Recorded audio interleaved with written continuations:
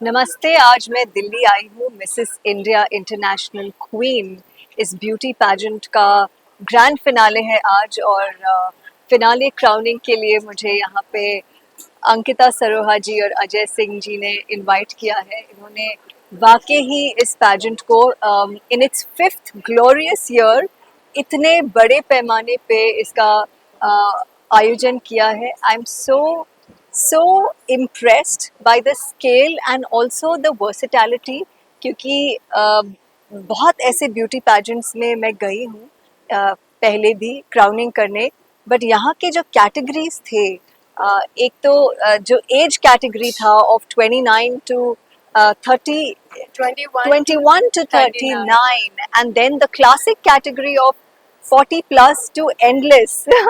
And I think we had a contestant who was also 75 years old, 72 years old. That is, I've never seen anything like that. और मुझे when you say international, this is truly international, क्योंकि contestants यहाँ अलग अलग country से आए हैं. Everybody who is Indian but belongs to different corners of the world have come here on this one platform today to celebrate beauty. And yeah, here we are celebrating beauty with you, Ankita. With a beautiful women. Ma'am, इस तरह के जो मंच हैं हमारे हिंदुस्तान में, एक चार दीवारी बाउंड्री है, इसमें हमारे समाज का आधा हिस्सा जो है, जिसको हम आधी जमीन आधा आकाश कहते हैं, लेकिन उनको उस तरीके का मौका मिलता नहीं है। और बहुत जरूरी है इस प्रकार के मंच का सजाना। अंकिता ने जो प्लेटफॉर्म दिया है, क्या संभावनाएं भविष्य फ्यूचर आप देखते हैं हिंदुस्तान का? और 21वीं सदी में विकसित भारत के सपने को लेकर हम चल रहे हैं, लेकिन वो तभी सक्सेस होगा जब हमारा हिंदुस्तान की 50% आबादी को उसका मौका मिले। क्या कहें? सबसे पहले मैं ये कहना चाहूँगी कि एक ज़माना होता था कि जब ब्यूटी पैजेंट हम देखते थे तो हमें लगता था कि हम यहाँ तक कभी पहुँच ही नहीं पा सकते, बिकॉज ये सिर्फ मीडिया हाउसेस ऑर्गेनाइज करते थे।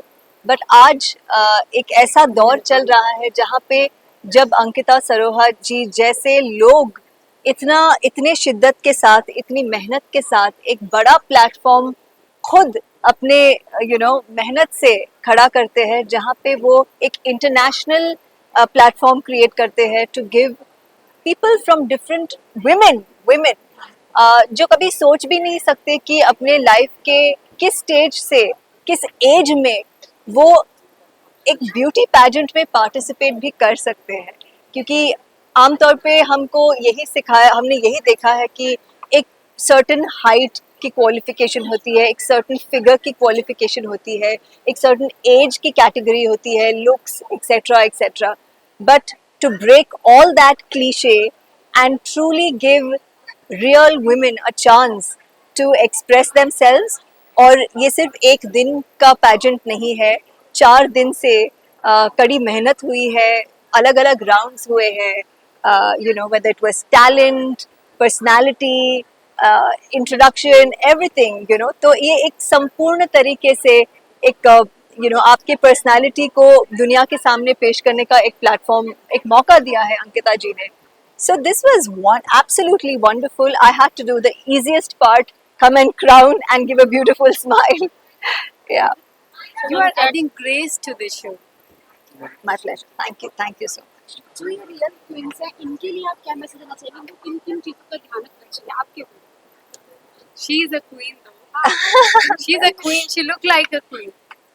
देखिए, दुनिया में चाहे आपके स्कूल के क्लासरूम में बैठे हो या फिल्म इंडस्ट्री में हो, कहीं भी हो, ऐसे आप स्पोर्ट्स में हो, कंपटीशन हर जगह है।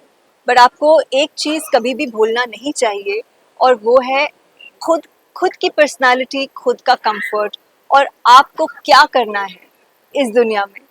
उसको मैंने हमेशा अपने करियर को भी फिल्म इंडस्ट्री में, जहाँ पे इतनी वैरायटी है, इतना कंपटीशन है, things keep changing every time, but I did not change. I was true to myself, true to my simplicity, true to my comfort level, true to my personality.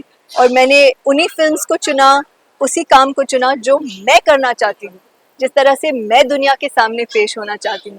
तो मेरा हर contestant से, चाहे वो किसी भी और हर इंसान से, चाहे वो किसी भी प्रोफेशन में हो, यही मैसेज होगा, be true to your self.